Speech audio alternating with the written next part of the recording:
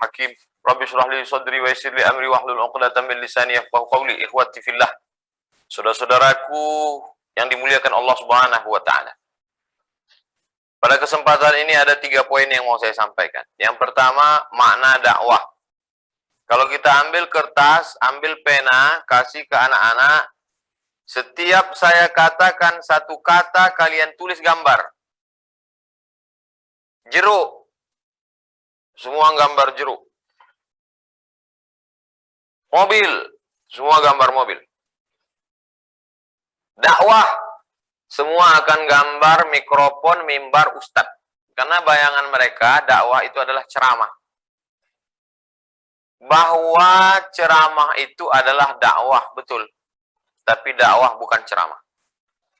Dakwah itu adalah semua cara yang dipakai untuk mengajak orang ke jalan Allah. Da'a yad'u da'watan.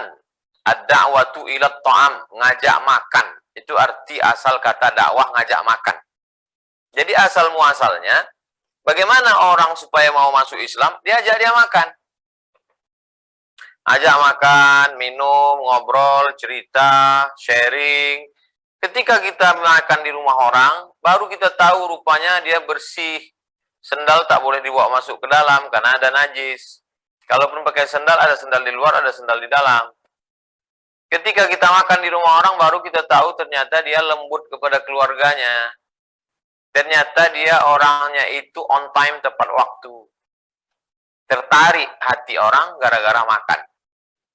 Jadi sekarang banyak orang mengatakan, kamu kenapa anak pesantren kok nggak berdakwah? Padahal sesungguhnya dia berdakwah. Cuman dakwahnya dia bisnis, punya kolam ikan. Ikannya sebagian dijual, sebagian disalurkan ke pondok pesantren. Dia sedang berdakwah, dakwah lewat makanan. Sayang sekali ya, dia tamat Timur Tengah tapi pulang bukannya berdakwah, malah jadi anggota dewan. Dia sedang berdakwah, cuma tidak lewat tablik akbar. Dakwahnya adalah dakwah parlemen, memperjuangkan perda yang bernafaskan syariah melalui konstitusional. Jadi kalaulah pemahaman umat Islam ini memahami dakwah utuh sempurna, maka sesungguhnya dulu tidak ada orang bisa tablik akbar ketika para habaib, para alim ulama, para kiai menyebarkan dakwah, itu dakwahnya dari pintu ke pintu. Assalamualaikum, waalaikumsalam. Tadi saya baru saja panen padi, ini ada 5 kilo untuk kamu. Anaknya tidak makan, istrinya belum masak, dia sedang kelaparan, datang makanan, tersentuh hatinya. Dari mana ajaran ini kok bisa? Yang mengajarkan ini siapa? At'imut ta'am, bagi makan. Yang mengajarkan ini Muhammad sallallahu alaihi wasallam. Siapa dia? Dia Nabi utusan Allah. Bersyahadat orang setelah kenyang. Asyhadu an la ilaha illallah wa asyhadu anna Muhammadar Rasulullah. Sekarang kenapa dakwah ini mental? Istrinya belum masak, dia belum makan, anaknya lapar. Kita datang cerita neraka. Neraka jahanam.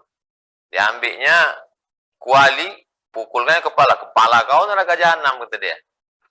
Jadi mari kita pahami dakwah secara utuh, bahwa ada dakwah melalui harta, ada dakwah melalui ilmu, ada dakwah melalui tausiah, ceramah. Ud'u ila sabili rabbik, ajak orang ke jalan Allah bil hikmah, dengan kata-kata yang lembut. Wal mau'izatil hasanah, suri tauladan yang baik. Andai dia perlu didebat, wajadilhum, debatlah. Billati hiya ahsan, dengan cara yang lembut, dengan cara yang santun, dengan cara yang berakhlakul karimah. Ini kalau kita fahami dengan baik, nanti anak-anak kita tidak semuanya bercita-cita anaknya jadi ustadz, jadi penceramah. Anaknya bisa jadi polisi, tapi polisi yang berdakwah. Bisa jadi tentara yang berdakwah. Bisa jadi bupati, gubernur, wali kota, presiden, menteri. Tapi mereka berdakwah. Jabatan yang dia pegang hanya sebagai sarana untuk dakwah, mengajak orang berbuat baik. Inilah pemahaman dakwah. Setelah jelas bagi kita apa makna dakwah, yang kedua yang ingin saya jelaskan adalah waman ahsanu qaulan mimman da'a ilallah. Tidak ada perbuatan yang lebih mulia daripada dakwah. Kamu guru ya? Saya guru, tapi itu sambilan. Terus utamanya apa? Dakwah. Guru biologi, kalau dia memahami bahwa ini adalah dakwah, maka guru biologi akan bercerita di dalam kelas manusia itu diciptakan dari sperma, berubah menjadi nutfah, dari nutfah berubah menjadi alaqah, menjadi mudghah, menjadi izam, fakasawnal izama lahma, menjadi tulang belulang, dari sperma menjadi darah, menjadi daging, menjadi tulang, tulang dibalut daging, daging menjadi makhluk yang sempurna. Maka saat itu dia sedang berdakwah. Guru matematika sedang berdakwah. Anak-anak sekalian, itu Ashabul Kahfi itu di dalam Al-Quran dikatakan tertidur di gua salasami'atin wazdadu tis'a, 309 tahun. Kenapa ada 309? Karena kalau kita hitung menurut ilmu matematik, 300 tahun menurut putaran bulan Syamsiah, Januari-Februari. Tapi kalau menurut Qamariyah, 309. Karena dalam satu tahun ada lebih 11 hari. Jadi bagaimana apapun profesi kita, kita sedang menyampaikan dakwah. Jadi bupati yang berdakwah, dia tidak ingin di sana terjadi kejahatan seksual LGBT, maka dia bisa berdakwah dengan tanda tangan.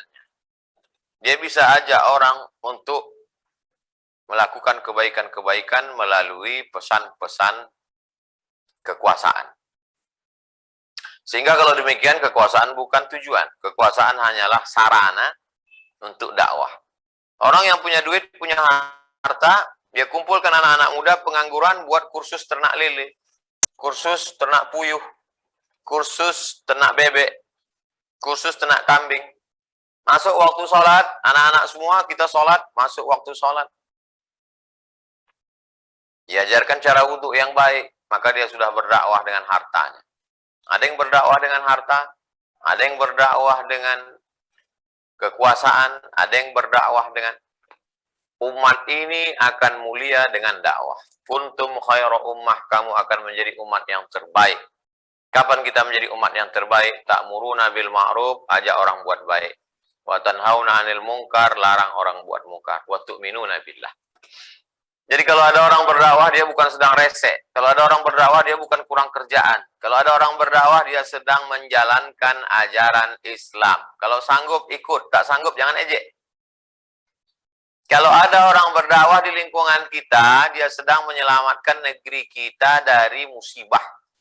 La ta'murunna bil ma'ruf, berdakwahlah, ajak orang buat baik. Wa la tanhauna 'anil munkar, larang orang jangan buat munkar. La yushikanna ya ba'atsallahu 'alaikum iqaban. Kalau kamu tidak melakukan dakwah amar ma'ruf nahi munkar, akan dikirimkan Allah hukuman.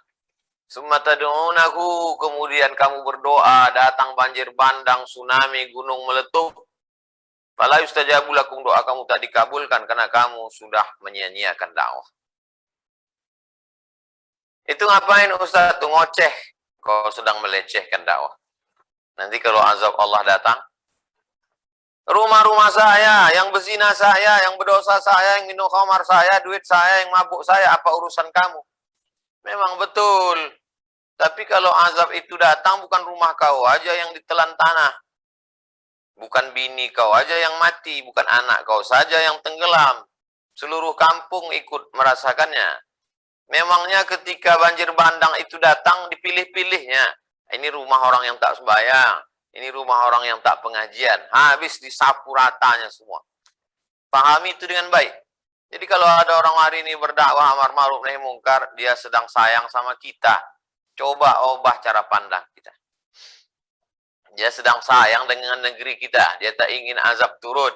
Wattaqu fitnatan la tusibanna alladzina zalamu minkum khassah. Takutlah kamu kalau azab itu datang, maka dia tidak menimpa kepada yang zalim-zalim saja. Yang baik mati, yang tak baik pun mati. Habis semuanya. Maka ini amat sangat penting kita pahami dengan baik. Poin yang terakhir, yang ketiga. Apa yang bisa kita lakukan untuk para kiai kita yang sudah meninggal? Untuk para habaib kita, untuk guru-guru kita yang sudah. Pertama, kita lakukan, amalkan, laksanakan yang sudah dia ajarkan dulu. Dia ajarkan kita sholat berjamaah, ramaikan masjid. Dia ajarkan kita sunnah, hidupkan sunnah Rasulullah SAW. Dia ajarkan kita jangan kelahi, jangan kita bertengkar hanya masalah khilafiyah. Dia ajarkan kita memuliakan orang tua, memuliakan guru, memuliakan tamu, amalkan. Dia ajarkan kita sedekah, dia ajarkan kita menyekolahkan anak yatim, fakir, miskin, amalkan. Itu cara memuliakan mereka. Kalau kebetulan guru-guru kita, habib kita, kiai kita punya manuskrip, maka manuskripnya itu kita teliti. Manuskripnya itu kita perhatikan, ada duit kita cetak, bahasa Arab terjemahkan, kenalkan biografinya. Anak-anak bangsa ini perlu tokoh tentang ulama-ulama kita. Dari Aceh ada Syekh Abdul Rauf As-Singkili, ada Hamzah Fansuri, ada Syekh Muhammad Wali, ada Syekh Muhibbuddin Wali. Dari Sumatera Utara ada Syekh Muhammad Yunus, pendiri Al-Jamiatul Wasliyah, ada Syekh Muhammad Arsyad Talib Lubis. Ada di sana. Di Riau ada Syekh Abdul Wahab Rokan. Di Medan Sumatera Utara ada murid langsung dari Syekh Ahmad Khatib Al-Minkabawi, mufti kerajaan Delhi, Syekh Hasan Maksum. Dari bumi Minangkabau ada Inyak Jaho, Inyak Canduang, pendiri Perti Persatuan Tarbiyah Islamiyah, Syekh Sulaiman Ar-Rasuli. Ada di sana ayah dari Buya Hamka, Abdul Karim Amrullah. Ada di sana seorang perempuan yang tahun 1957 mendapat gelar honoris causa dari Al-Azhar, bergelar Syaikhah, Rahma Al-Yunusiyah, pendiri Diniyah Putri. Ulama-ulama kita yang luar biasa. Di Pulau Jawa ada Syekh Saleh Darat As-Samarani. Saya ziarah ke makam beliau di Semarang. Di Pulau Madura ada Syekhana Khalil Al-Bangkalani. Kemudian di Jombang ada Syekh Hashim Ash'ari, ada Syekh Bishri Sansuri, ada Syekh Abdul Wahab Hasbullah. Para ulama yang tak dapat saya sebutkan satu persatu. Di Makassar, Syekh Yusuf Al-Makassari Tajul Khalwati. Di bumi Banjar ada Syekh Muhammad Arsyad Al-Banjari, ada Syekh kitabnya dipelajari dari nenek moyang kami dulu, Syekh Ad-Durun Nafis, Syekh Muhammad Nafis Al-Banjari. Saya sampai ke makam beliau. Ini semua adalah ulama-ulama yang kita tuliskan biografinya dengan bahasa kekinian. Itu cara kita membalas budi baik mereka. Lalu kemudian doa, man dalla ala khairin falahu mislu ajri fa'ilihi. Walaupun kita tak sebut nama mereka, pahala sholat kita, puasa kita mengalir ke mereka. Karena dia man dalla ala khairin, siapa menunjukkan kebaikan, falahu mislu ajri fa'ilihi. Maka dia sudah mendapatkan pahala seperti orang yang melakukannya. Dapat pahala.